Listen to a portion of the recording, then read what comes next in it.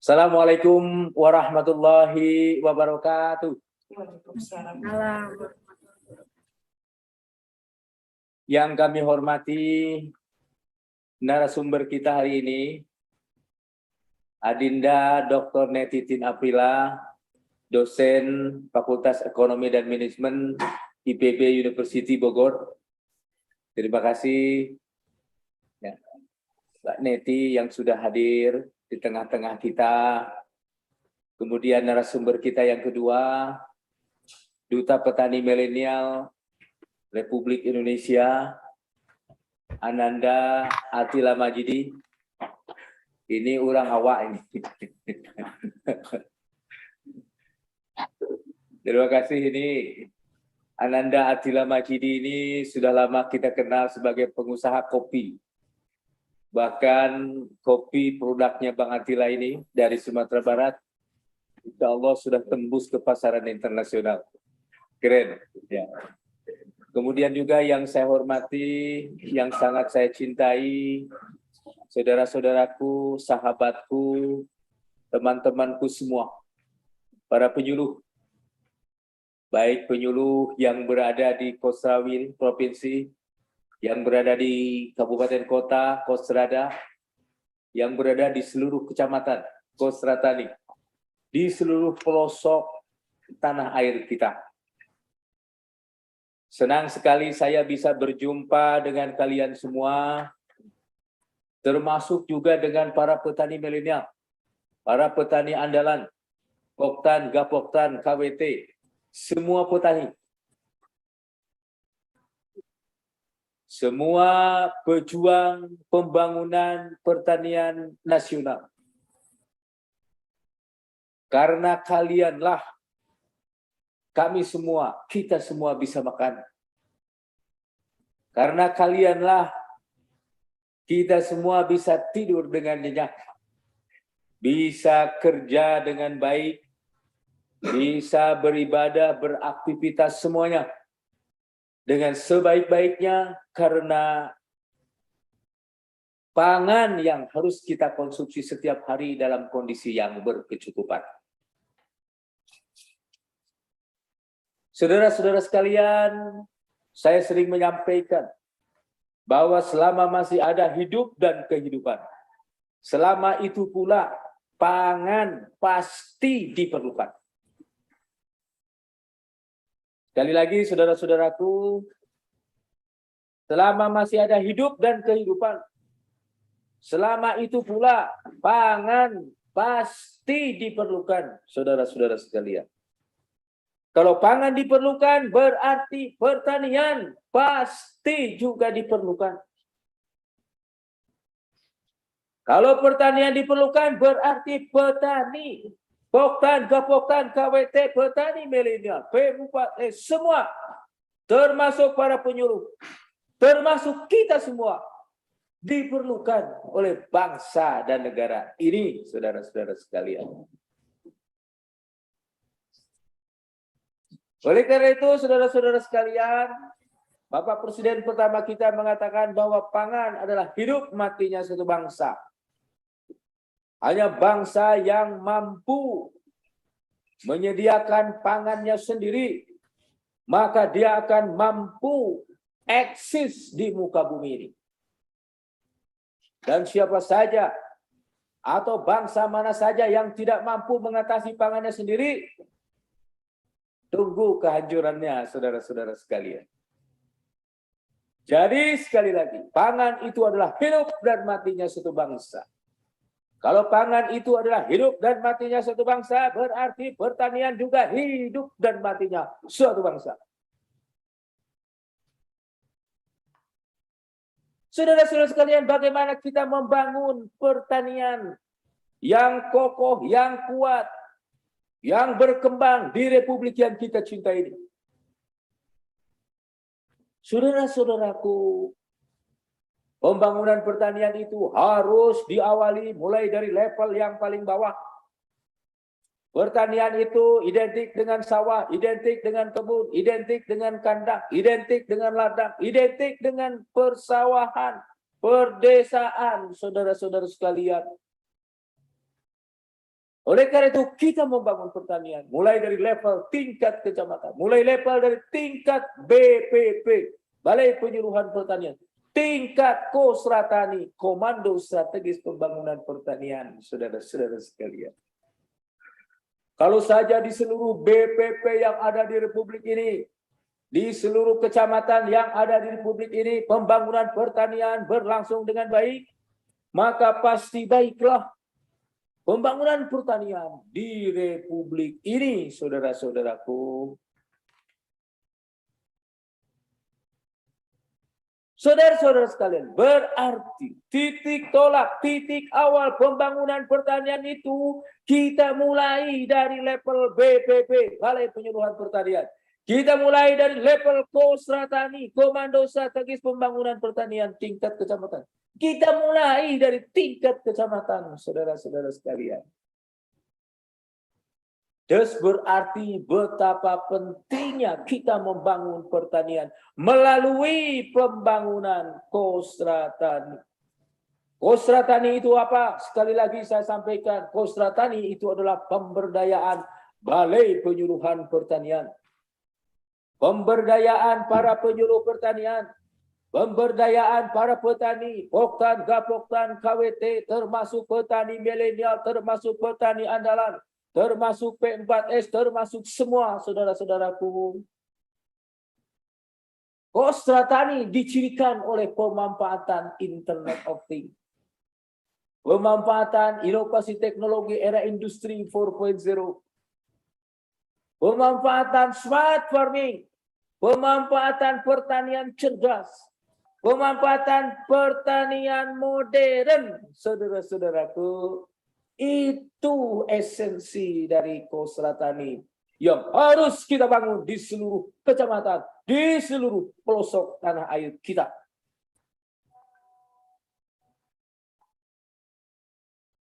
Saudara-saudara sekalian, bagaimana kita membangun Kosratani? Sekali lagi, kita membangun Kosratani berarti kita berdayakan seluruh fungsi, peran, tugas pokok dan fungsi dari Kosratani.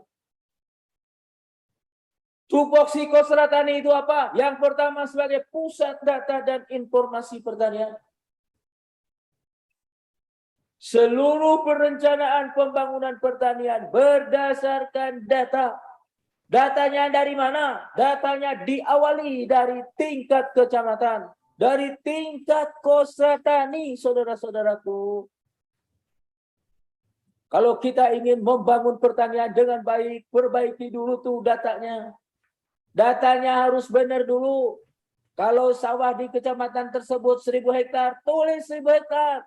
Jangan dibilang 2000 hektar. Jangan mentang-mentang, wah ini ada subsidi pupuk.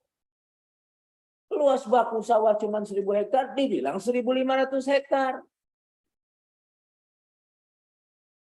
Itu keliru, saudara-saudaraku para penyuluh. Perbaiki itu. Termasuk yang ada di RDKK. Sudah jelas luas baku sawah di kecamatan tersebut cuma 1000 hektar. Tapi kenapa begitu di background perpoktan, pergapoktan, berdesa? Kenapa jumlahnya jadi 1500? Itu harus diperbaiki, saudara-saudaraku, kalau kita ingin benar membangun pertanian kita. Termasuk juga data-data pertanian yang lain. Data ladang, data lahan kering, data kebun harus persis seperti apa adanya yang ada di Kosratani itu. Yang ada di kecamatan itu, saudara-saudara sekalian. Sekali lagi, Kosratani itu adalah sebagai pusat data dan informasi pertanian di level kecamatan. Kemudian yang kedua, Kosratani itu juga sebagai pusat pembelajaran, saudara-saudaraku. Berarti Kosratani sebagai tempatnya belajar petani, tempatnya belajar Poktan, Gapoktan, KBT, petani milenial, petani andalan, P4S, semua. Pokoknya yang terkait dengan pembangunan pertanian. Bagaimana caranya tanam, bagaimana caranya pengendalian OPT, bagaimana caranya pemupukan berimbang, bagaimana caranya bikin kompos, bagaimana caranya bikin mikroorganisme lokal, bagaimana caranya panen yang baik, bagaimana caranya pasca panen, pengeringan, sampai olahan yang benar, sampai packaging yang bagus. Tempatnya di Kostrad Tani ini. Meskipun tempat tidak selalu berarti titik, tidak selalu berarti lokasi. Yang penting pusat pengelolaannya, pusat pengendaliannya ada di situ. Saudara-saudaraku, Kostrad Tani juga sebagai pusat gerakan pembangunan pertanian nasional. Ini gerakan, coy. Ini gerakan, bukan proyek. Gerakan yang harus dilaksanakan oleh seluruh penyuluh, seluruh Poktan, KWT, petani milenial, P4, semua. Jadi yang terkait dengan pembangunan pertanian, baik yang sumber anggarannya berasal dari pusat, yang berasal dari provinsi, yang berasal dari kabupaten kota, yang berasal dari swasta, dari manapun, pusat gerakannya ada di Kostrad Tani ini. Pusat gerakannya ada di BPP ini. Dengan pelaku utama adalah para penyuluh, saudara-saudaraku.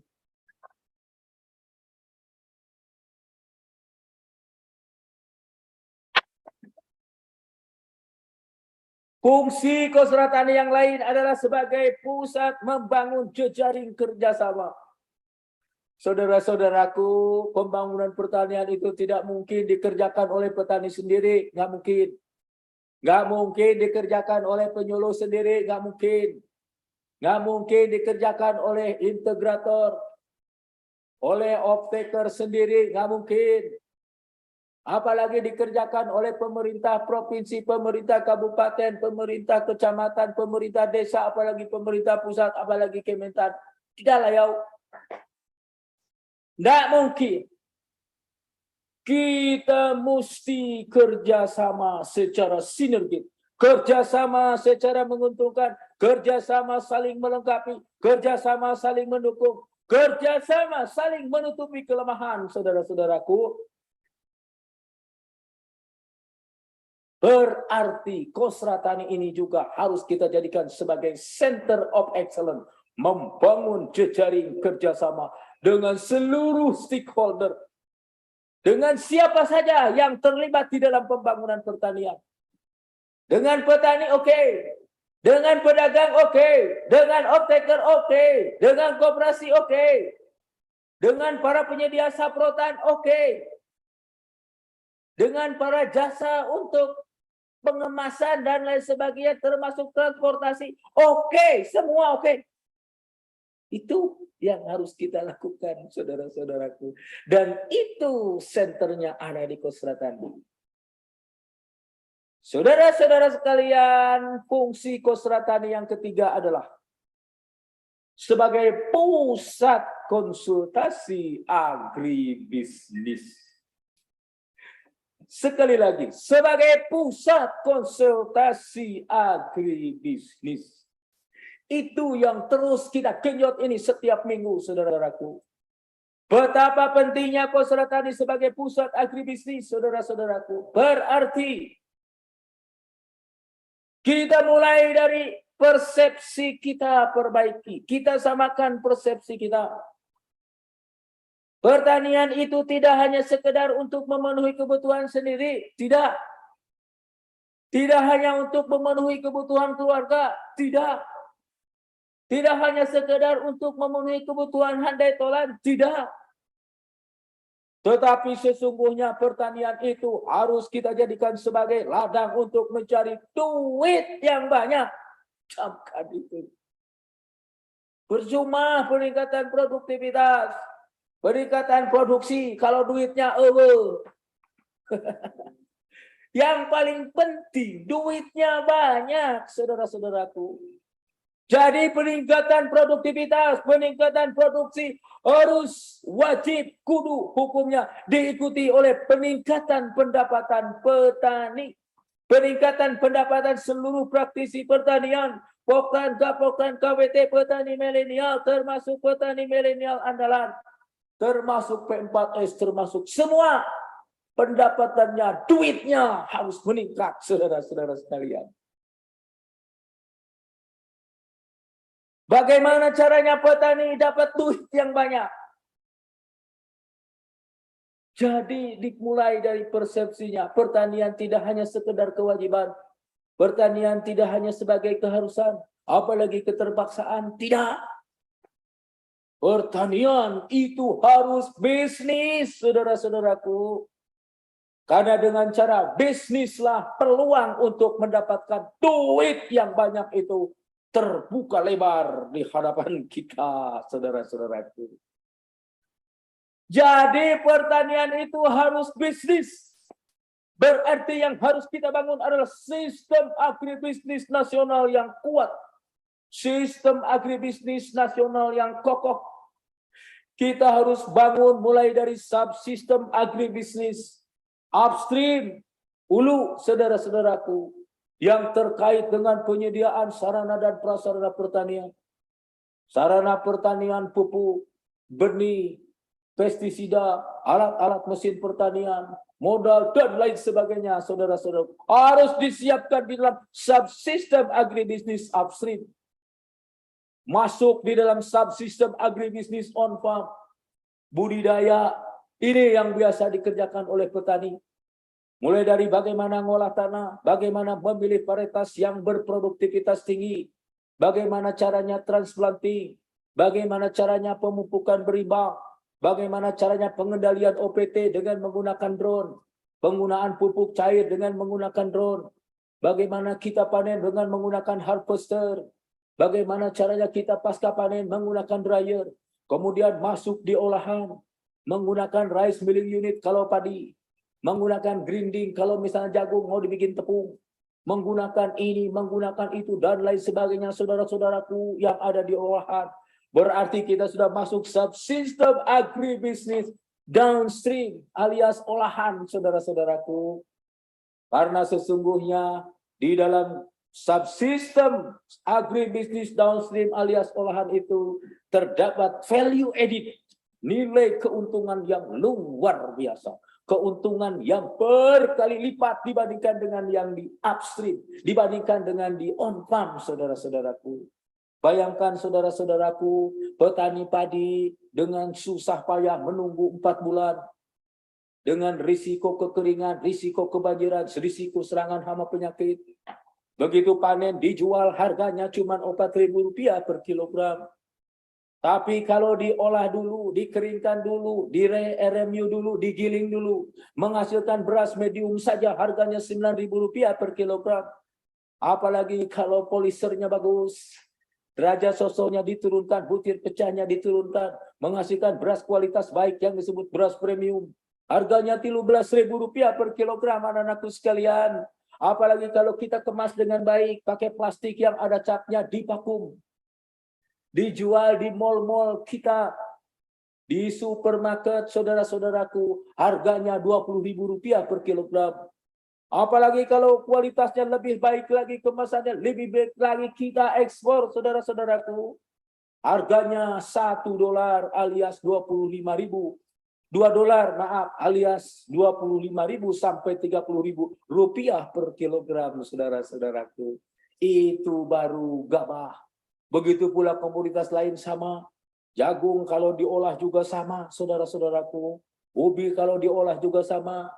Kopi juga kalau diolah juga sama, saudara-saudaraku. Coba kalau kita jual kopi, begitu panen, langsung dijual. Masih basah, harganya pasti rendah. Untung kalau dikeringkan dulu lumayan. Apalagi kalau setelah dikeringkan itu, kita masak dulu, kita grinding dulu, lumayan. Apalagi kalau kita kemas lagi, saudara-saudaraku, dengan kemasan yang cantik. Itu pasti akan lebih lumayan lagi, saudara-saudaraku. Dan yang tidak kalah penting, kita juga harus membangun sistem agribisnis penunjang. Ada pendidikan, ada pelatihan, ada penyuluhan, termasuk perbankan, saudara-saudaraku. Perbankan yang menyediakan kredit usaha rakyat, itu juga harus kita bangun. Oke, saudara-saudara sekalian, hari ini kita akan mendapatkan narasumber yang luar biasa. Dr. Neti Trin Aprila, beliau adalah dosen, dosen kewirausahaan, dosen agribisnis. di Fakultas Ekonomi dan Manajemen IPB University. Luar biasa. Saya sengaja meminta kepada beliau agar memberikan pencerahan kepada kita. Bagaimana sih kita memiliki persepsi? Bagaimana sih kita harus bergerak untuk membangun agribisnis pertanian kita, saudara-saudaraku.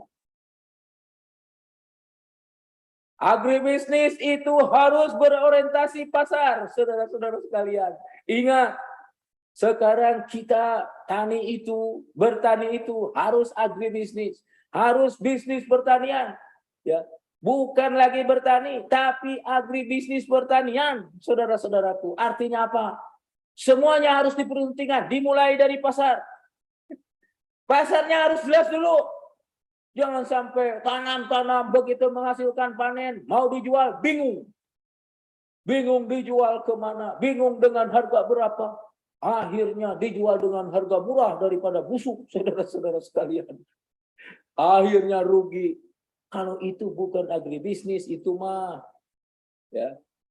Berarti kita harus mulai dari pasar, saudara-saudaraku. Kalau kita mau bergerak di sektor pertanian, kita mau tanam melon, pastikan nanti produk melonnya kita jual di mana. Kita jual berapa? Berapa rupiah per kilogram? Berapa kintal misalnya per minggu atau per bulan? Berapa ton misalnya diperlukan sayur-sayuran sawi, sayur-sayuran tomat, sayur-sayuran jaat, dan lain sebagainya, saudara-saudaraku. Setelah kita tahu, oh di sini Bogor memerlukan tomat setiap minggu 1 kintal, sawi setiap minggu 2 kintal, brokoli setiap minggu 4 kintal.